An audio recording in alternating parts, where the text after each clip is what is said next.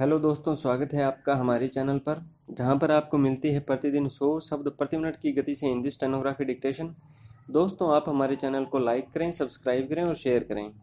दोस्तों, ज़्यादा समय न लेते हुए शुरू करते हैं 5 सेकंड बाद 100 शब्द प्रति मिनट की गति से।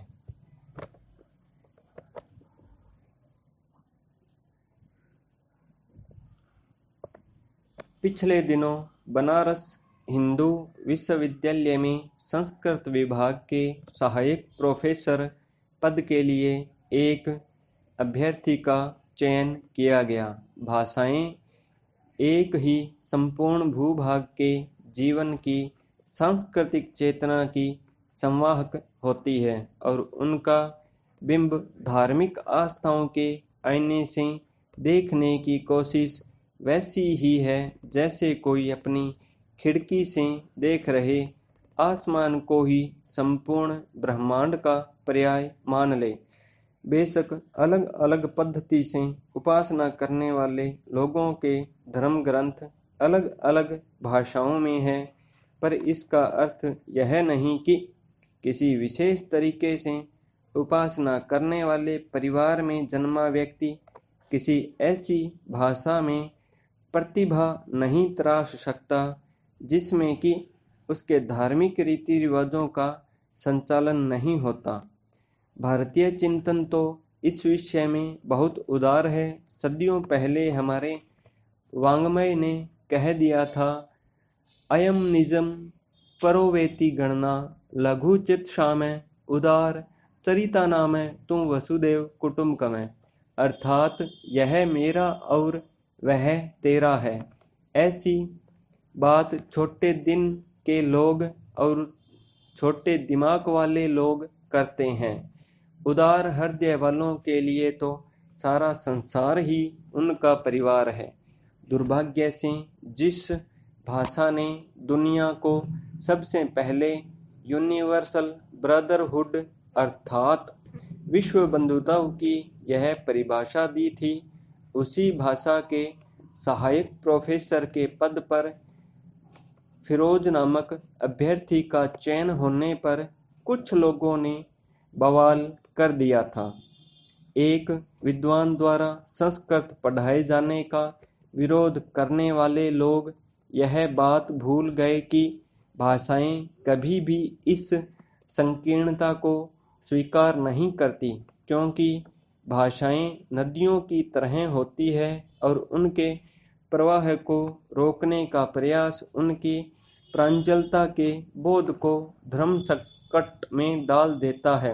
पैरा छांदोग्य उपनिषद में एक स्थान पर कहा गया है, सर्वम खल्विदम ब्रह्म, अर्थात सर्वत्र ब्रह्म ही है।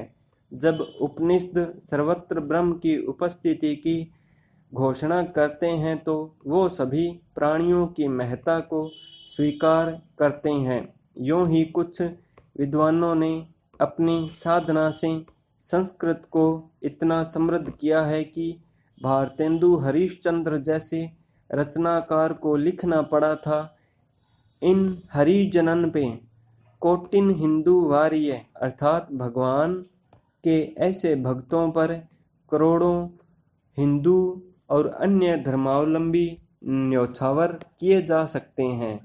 कृष्ण के प्रेम में मानुष हो तो वही रसखान बसे। ब्रज गोकुल गांव के गवारन जैसे मनोहर छंद लिखने वाले रसखान के उल्लेख बिना क्या कृष्ण काव्य की चर्चा पूरी हो सकती है। ठीक इसी तरह के अब्दुल रहीम खान खाना के नाम के बिना संस्कृत साधकों की चर्चा अधूरी ही रहेगी। खान खाना ही क्यों, अल-ब्रूनी और अमीर खुसरो के बारे में भी माना जाता है कि वे संस्कृत के अच्छे ज्ञाता थे। दरअसल 7वीं शताब्दी में जब अरब में खलीफा वंश का शासन था, तब याहिया बिन खालिद बरमकी ने भारत से विविध विषयों के ज्ञाता विद्वानों को बुलवाया था। इस तरह मध्य एशिया का संस्कृत से परिचय हुआ। खलीफा अल मामन के राज्यकाल में तो वहाँ संस्कृत को बहुत संरक्षण मिला। संस्कृत सिर्फ एक भाषा नहीं है, अपितु भारतीय संस्कृति की प्राणवायु है। अंग्रेजों ने इस तथ्य को बहुत अच्छी तरह महसूस कर लिया था कि यदि उन्हें भारत पर शासन करना है तो उन्हें यहाँ के सांस्कृतिक मूल्यों और सामाजिक संरचना को अच्छी तरह समझना होगा, और ऐसा कर पाना संस्कृत को जाने बिना मुश्किल होगा। इसीलिए 1757 में प्लासी का युद्ध जीतने के बाद ब्रिटिश ईस्ट इंडिया कंपनी के गवर्नर जनरल वारेन हेस्टिंग्स ने अपने अधिकारियों को निर्देश दिया था कि वे भारतीयों के जीवन को समझने के लिए संस्कृत सीखें। इसी का परिणाम यह हुआ कि आज चार्ल्स विल्किंस द्वारा किया गया श्रीमद्भागवत और हितोपदेश का अनुवाद विशेष उल्लेखनीय है। हेस्टिंग्स के निर्देशों के भी पहले हेनरिथ राय ने आगरा आकर मिशनरी कार्यों के लिए संस्कृत का अध्ययन किया था। विलियम जोन्स, एक्वेरिल, डुप्रॉन, अगस्त विल्हेम, फ्रेडरिक शगेल जैसे कितने ही महान और पाश्चात्य विद्वानों ने संस्कृत साहित्य का गूढ़ अध्ययन किया और पश्चिमी देशों को भारत के आध्यात्मिक सांस्कृतिक गौरव से परिचित कराया। संस्कृत की वैश्विक लोकप्रियता का अनुमान इसी बात से लगाया जा सकता है कि आज यूरोप, अमेरिका, इजराइल और जर्मनी सहित दुनिया के 200 विश्वविद्यालयों में संस्कृत का अध्ययन और अध्यापन हो रहा है। खाड़ी देशों में तो संस्कृत जानने वाले लोगों की मांग लगातार बढ़ने की खबरें भी पिछले दिनों प्रमुखता से प्रकाशित हुई थी। महाराष्ट्र के सोलापुर जिले में एक प्राचीन दरगाह के मुतवल्ली पंडित गुलाम दस्तगीर बिराजदार तो सभ्य को संस्कृत का गुलाम कहते रहे। मतावलंबी होने के बावजूद उन्होंने अपने तीनों बच्चों की शादी के निमंत्रण पत्र संस्कृत में छपवाए।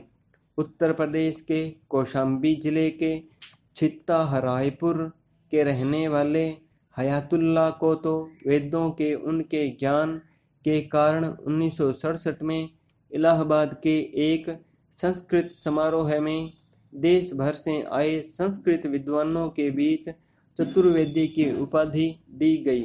वाराणसी की नाहिद आबिदी को संस्कृत में की गई साहित्य सेवा के लिए 2014 में पद्मश्री से सम्मानित किया गया। बदायूं के तबीब पेशे से चिकित्सक हैं, लेकिन बच्चों को शौकिया तौर पर संस्कृत पढ़ाते हैं। उन्होंने बाल साहित्य की 141 पुस्तकें लिखी हैं, जिनमें 1 दर्जन से अधिक संस्कृत भाषा में है। इसके अलावा भी ऐसे कई विद्वान हैं जिनकी साधना की चर्चा किए बिना संस्कृत के समकालीन संसार की बात पूरी नहीं हो सकेगी।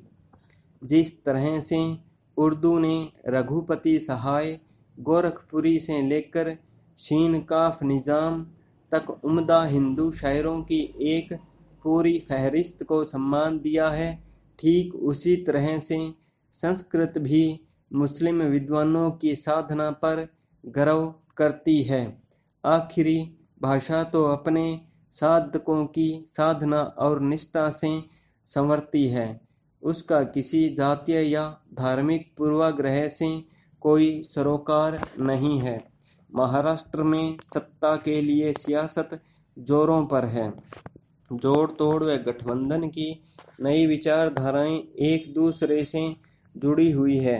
सुप्रीम कोर्ट की ओर से बजरी खनन पर रोक लगाए 2 वर्ष से अधिक समय हो गया, लेकिन बजरी खनन का सिलसिला थमा नहीं। न तो सरकारी निर्माण कार्य रुके हैं और न ही निजी। इससे आम जनता पर महंगाई की दोहरी मार पड़ रही है व सरकार को भी रॉयल्टी का नुकसान हो रहा है। सरकार को ठेकेदारों को छोटी लीज जारी करनी चाहिए ताकि सरकार को भी रॉयल्टी का नुकसान न हो, जनता पर भी महंगाई की मार न हो। I stop. तो दोस्तों आज के लिए आपके लिए था 100 शब्द प्रति मिनट की गति से डिक्टेशन।